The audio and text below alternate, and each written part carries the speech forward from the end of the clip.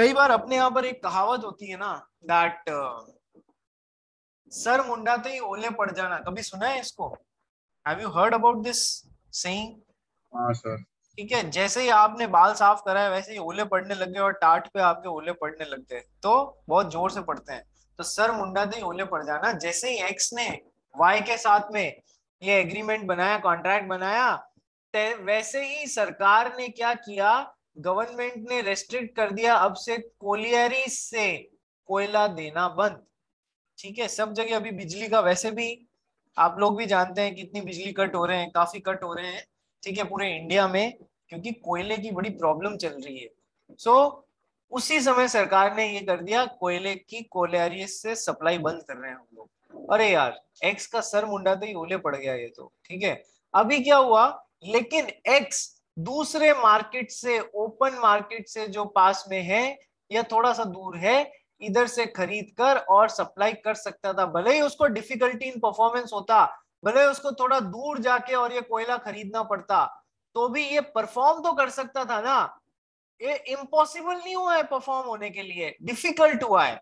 तो sir impossible नहीं हुआ है, भले यहाँ भी कोयला 10 रुपए किलो में मिल रहा हो, यहाँ भी 10 रुपए किलो में मिल रहा हो, तो सर डिफिकल्ट हुआ है, थोड़ा सा दूर से लेके आना पड़ेगा, बट इम्पॉसिबल नहीं हुआ है।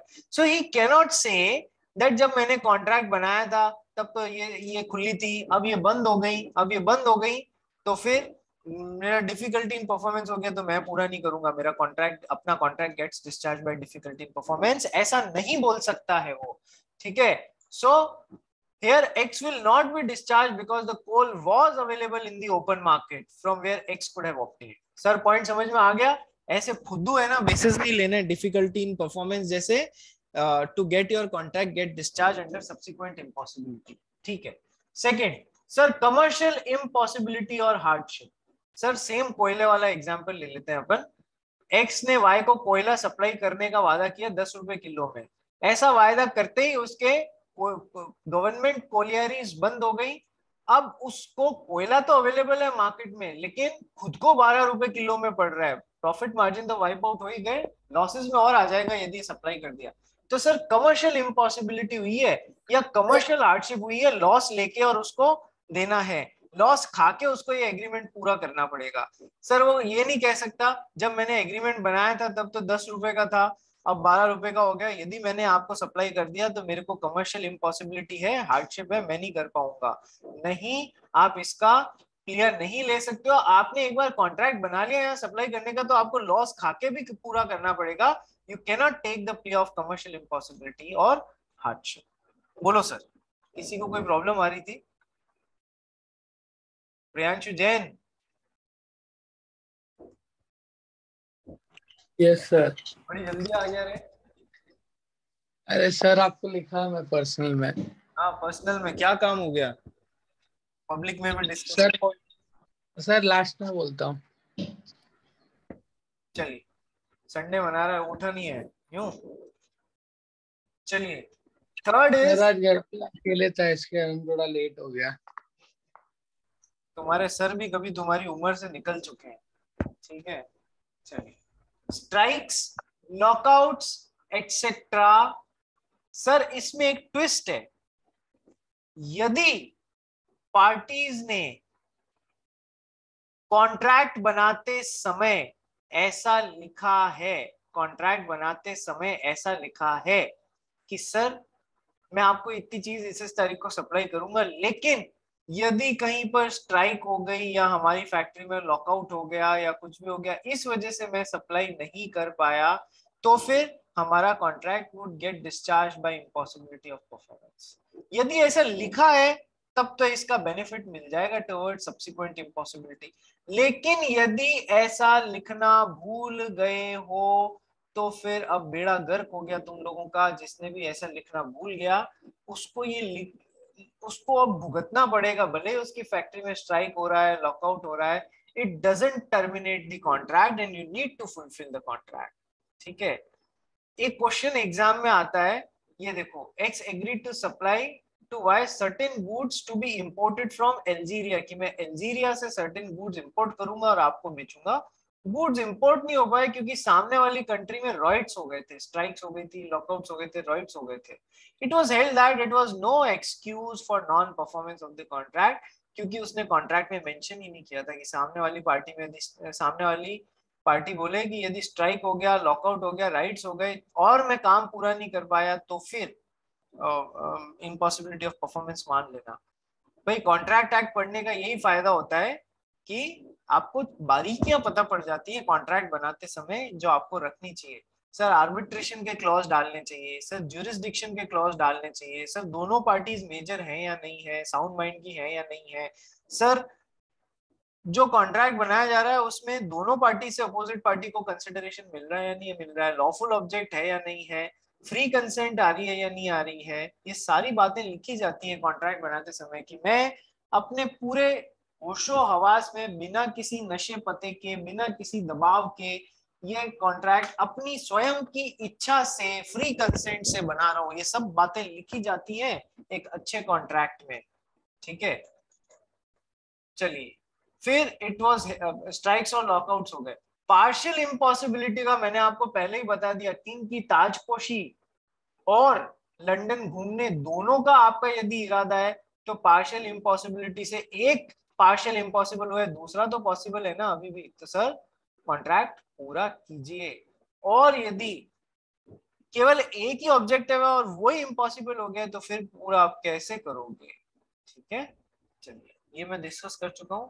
And last is default of third party. Default of third party, sir x ने वाई को एक निश्चित दिन 3 महीने बाद 15 तारीख को 1000 शर्ट्स सिल के देने का वादा किया। ठीक है सर, अब इसके लिए इसको स्विंग मशीन की जरूरत थी तो एक्स ने ए से बोला मुझे स्विंग मशीन चाहिए, मुझे स्विंग मशीन चाहिए। ठीक है सर, इस वाले कॉन्ट्रैक्ट के लिए mister A is a third party, so if mister A failed to supply the sewing machine within stipulated time period, he will in turn fail to supply 1000 shirts। ये बात अपन सब जानते हैं।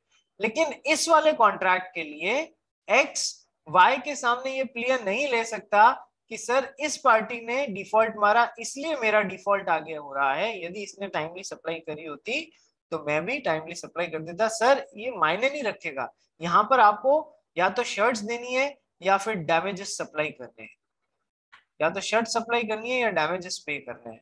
ठीक है सर, तो default of third party can not be taken as an excuse towards subsequent impossibility of performance. ठीक है,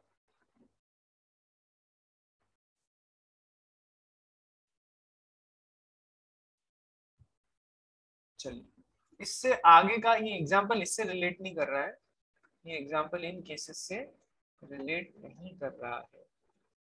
इससे आगे का इफेक्ट ऑफ एक बार ये कर लेते हैं, effects of supervening impossibility. Sir subsequent impossibility क्या होता है? सर वैलिड कॉन्ट्रैक्ट किस में कन्वर्ट हो जाता है? वॉइड कॉन्ट्रैक्ट में। So contract becomes void. Number 2, compensation for non-performance where promisor knows about the impossibility at the time of making the contract। promisor knows about the impossibility at the time of making the contract, उसके बावजूद साला promise कर रहा है अपने को गलत बात के लिए, तो हम उससे कंपनसेशन मांगेंगे। Third, benefit to be restored by the parties receiving it under a contract discovered to be void. अपन ने सेक्शन 64 और 65 पढ़े ना, एक वॉइडेबल के लिए है, एक वॉइड के लिए है। वॉइड एग्रीमेंट भी कवर होगा, वॉइड कॉन्ट्रैक्ट भी कवर होगा। वॉइड एग्रीमेंट कौन सा वाला कवर होगा रे? वॉइड एब इनिशियो या discover to be void afterwards?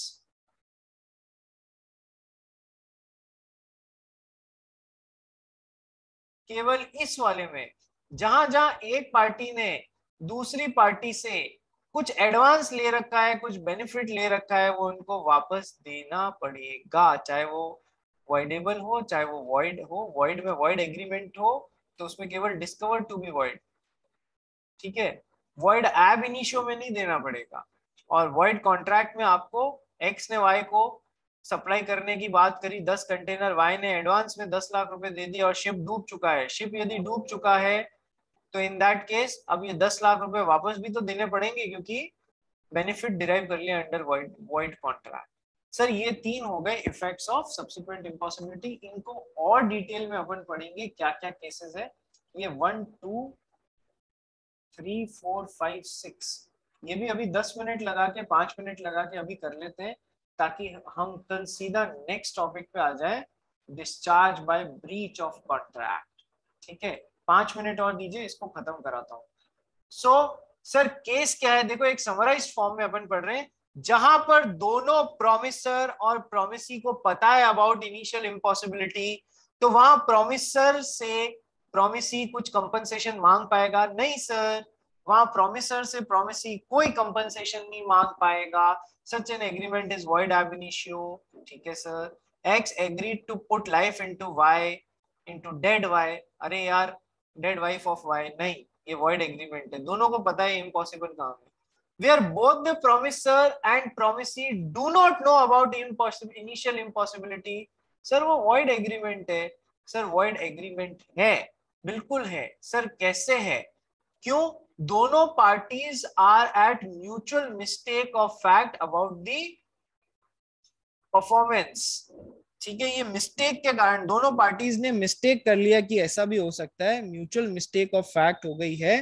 तो सर मिस्टेक आएगी, लेकिन क्या एंड रिजल्ट तो वही है, जब दोनों पार्टीज को पता ही नहीं है कि ये काम करना पॉसिबल है, तो वो मिस्टेक ऑफ फैक्ट हो जाए, मिस्टेक हो जाएगा सॉरी, और वॉइड एग्रीमेंट हो जाएगा। ज्यादा इतना दिमाग मत लगाओ, सीधा पहला पॉइंट क्या था, दोनों में से दोनों को पता था कि है ना इस काम को करना पॉसिबल नहीं है, सर वॉइड एग्रीमेंट। जहां प्रोमिसर और प्रोमिसी दोनों को ही पता नहीं था, सर वहां भी होगा तो वॉइड एग्रीमेंट। बट क्यों? Due to on the grounds of mutual mistake. Sir जहां पर केवल प्रोमिसर को पता था इस काम करना पॉसिबल नहीं है, लेकिन प्रोमिसी मान रहा था कि पॉसिबल है, प्रोमिसर ने गलत किया, वो कंपनसेशन पे करेगा जो भी प्रोमिसी को उसके कारण कोई लॉस हो गया। चौथा, where an act becomes unlawful by some reason और some event beyond the control of the promisor. Sir ये क्या बन जाता है? सर ये वॉइड कॉन्ट्रैक्ट बन जाता है। बनाया था तब ओपीएम सही था, बाद में अब कंट्रोल थोड़ी है ओपीएम लीगल रहना या इलीगल रहना। Void contract where the promisor alone knows about the impossibility, sir वो कंपनसेट करेगा, ये तो पहले भी कवर हो चुका है। Where an agreement is discovered to be void, void agreement है लेकिन discovered to be void. Yes sir, ship डूब चुका है 6 बजे, हमको बाद में पता पड़ा, तो सर यहाँ पर सर वॉइड एग्रीमेंट में क्या होता है? वॉइड एग्रीमेंट में जिस भी पार्टी ने दूसरी पार्टी से डिस्कवर टू बी वॉइड वाले वॉइड एग्रीमेंट में बेनिफिट डिराइव किया है, तो वो उसको वापस करना पड़ेगा। 10 लाख रुपए 10 कंटेनर के लिए एडवांस ले लिए तो वापस करने पड़ेंगे। ये इनकी टोटल समरी हो गई है। कल हम चालू करेंगे ब्रीच ऑफ कॉन्ट्रैक्ट एंड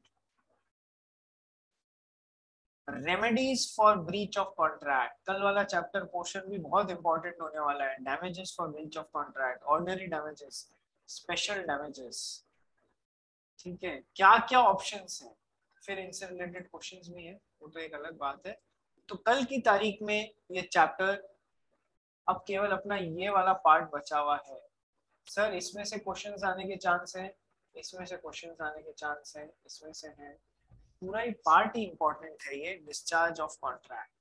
ठीक है सर, अच्छे से कीजिएगा रिवीजन, टेस्ट की भी तैयारी अच्छे से कीजिएगा। कल मिलते हैं सवेरे 9 बजे।